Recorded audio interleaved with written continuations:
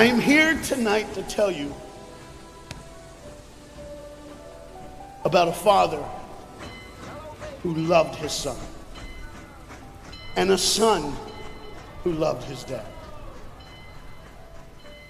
The way this story is going to unfold for you, it's a little bit different because I want to bring it to now. You see, a dad would go home and he would go by the school, and every now and then he would pick up his son and say, "Son, why don't you go to work with me?" The boy loved that. And when his dad would just come and pick him up, he was the happiest boy ever. He knew that he would get to spend the afternoon with his father at work, and he would get his coat, and they would walk, and he would bring hot chocolate for his son, for it's really cold, and they would go through. But this boy was different. This boy would see things. This boy wasn't normal. And when they were walking one afternoon going to where dad worked, this boy would notice things that other people wouldn't notice. He see things other people wouldn't see. He sees a man in a bathrobe in the middle of the street who's yelling at a second-story window. He sees a woman who's very angry at him and doesn't really want to hear what he says. This boy, as the rest of the world hustles by, he slows down. He sees the hurt and the pain. He sees the anguish and the sorrow. He sees the window close and a desperate man trying to get his what he did doesn't matter. That he hurting is all that matters. And this boy would see these things. His father rushes and gets him by the hand and says, "Let's go, we'll be late." He would stop and look one more time. Can I stop his pain? Can I stop her hurt? But the boy loved his father. They would go and they would catch the trolley. I think that's what you call it here. We call it a tram. Yeah, I don't know the words. But he would get on there with his dad, and the boy would just notice people. He would look. And that day, one particular, he noticed something as he got on the train. To explain something, as you can hear, there's a train coming, and I got to get through this before the train gets here. He saw a man, he saw a woman. He saw that the man seemed very happy and the woman seemed very sad, and he couldn't understand why they could be together and one be happy and the other be sad. He couldn't understand that, but the little boy knew that there was something wrong. He had this feeling, this instinct that was amazing, how he cared for other people, but he loved none other than his father. He knew his daddy loved him, and as he watched the world and their hurt and their pain, he knew that he would always have a father. But even notice this, I need you to understand as you hear this story and get involved in the life of this man and his son, I need you to notice that there's no mom. As they walked through the woods, the boy would say to his father, "Dad, what will I do when I grow up?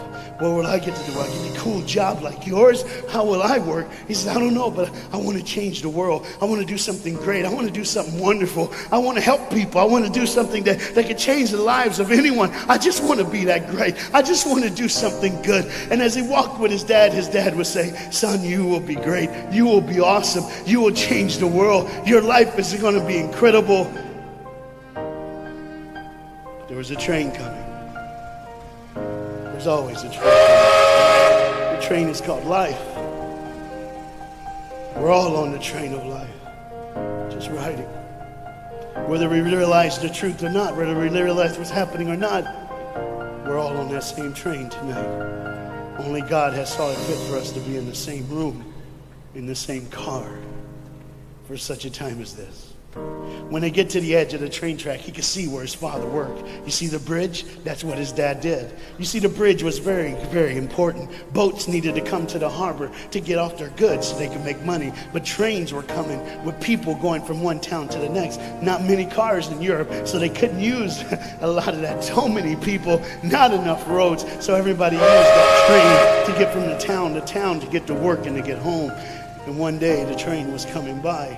What you have to understand is that boy loved going to work with his dad. He would stay right by the river's edge, and he would do what he loved to do the most. Let me explain that.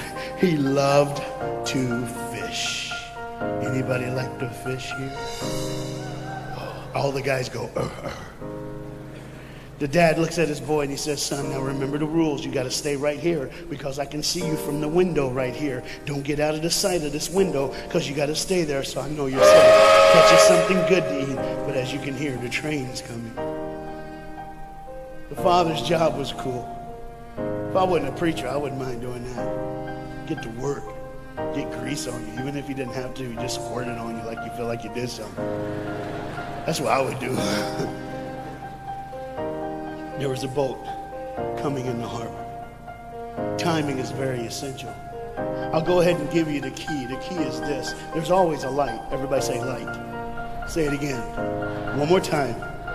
There's a light that the train conductor needs to see. If that light is green, he can go. If it's red, he must stop. You see, God has given us road signs in our life that we must read. Lines that tell us to go and lines that tell us to stop. Whether we read those and believe them or not is up to us. That's why some of you have fallen and you cannot get up. But tonight, that's why I'm here.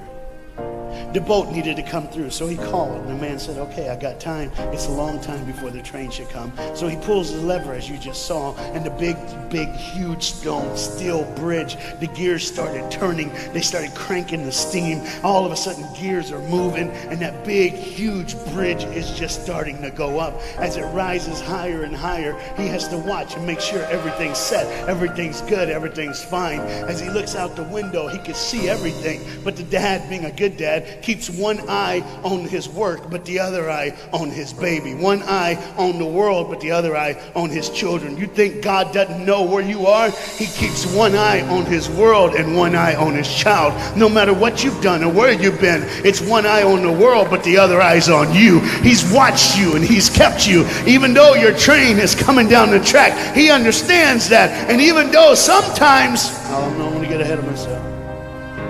See the red light? He didn't see it. So many times we don't see the red light. See, to just say the train was early. The boy can hear and see the steam. And he looks and says, Daddy, the train. Daddy, Daddy, the train's early. Daddy, you got a daddy. Hey, Daddy, Daddy, Daddy, Daddy, Daddy, the train. Daddy, the train's coming. But the dad was looking at the gears, making sure he had enough oil, making sure there was enough steam to get the bridge back down for the train.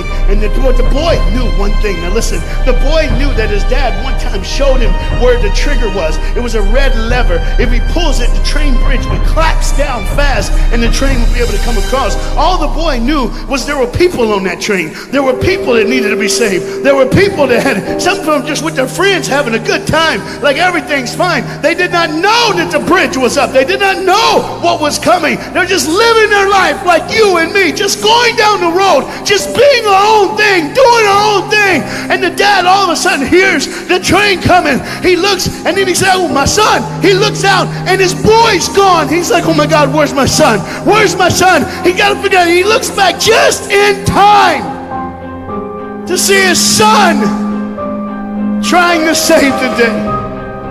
All he had to do was pull that lever. He reaches in to pull it, and the boy pulls too far, and he falls in the hole. Now it's on the father, and God the Father, did you hear me? God the Father has to make a choice. It's his now. Do I save my son, or do I save the world? But they don't even know. They don't even know. The greatest decision of his life.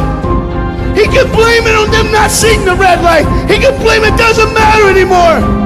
Pull the lever, save the world. Leave it up, save your son. For God so loved the world that he gave his only son.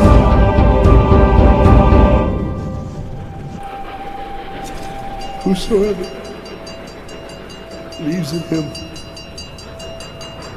will not perish. 3, 2,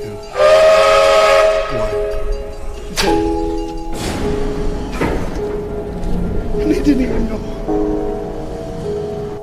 They never would know. They didn't even know. The train goes by. It's fine. Everything's cool. The bridge is down. Just like always. It's always going to be down. Are you hearing me tonight? He gave his only son. For God so loved the world that he gave. And you know what's amazing? I wonder what God did right when his son died on that cross. When he breathed his last breath, when he took that breath and he breathed and it was over. Here's what the Father would have looked like. They didn't even know, just trying to think of their life, just trying to figure out what they're going to do next. Just thinking about the person they're going to see, the people they're going to hang out with. Just trying to be just loving, caring. Doesn't matter if you're blind. Doesn't matter if you're putting on a little more makeup, trying to look pretty for somebody, or just wearing another mask. It doesn't matter. God gave his son for you. What will I do when I grow up? Where will I go when I grow up? Oh, we gotta change. And there was a girl in the bathroom on the train, liquefying her heroin to shoot up one more time. He died for her. He died for her. But in one moment, are you listening? In one moment, as the Bible says, everybody gets a chance. In one moment, to see the look of the Father when he knows when you realize what he did for you, when you realize the sacrifice, when you realize he let his son die so that you can live, when you realize what he did, no matter what you're doing, no matter where you're at in this life, no matter what you're a part of, you gotta stop. You gotta stop. Even if it's for 1 second, and think, my God, he did it for me. He did it for me. And I pray to God you drop what you're doing.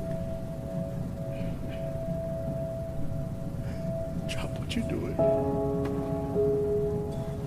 With all the pain and the hurt and the sorrow in the world, he did it for you. That's why you're so quiet. You see, the train's coming. The train's coming. Everybody has things. You have ways of I don't want to do that. I don't want to, but why do I keep doing it? Even Paul said, why do I do what my flesh tells me, and I do what I know is wrong, and I don't do what I know is right? You got to understand tonight, the fight is on, and we can win. We become more than conquerors through Jesus Christ. And I'm not preaching just for me. I'm preaching on behalf of you. But what you got to understand is there had to be a moment in those 3 days when Jesus died on a Friday and rose again on a Sunday. There had to be this moment. Go ahead, look at the screen. When it was just God and his baby and his son.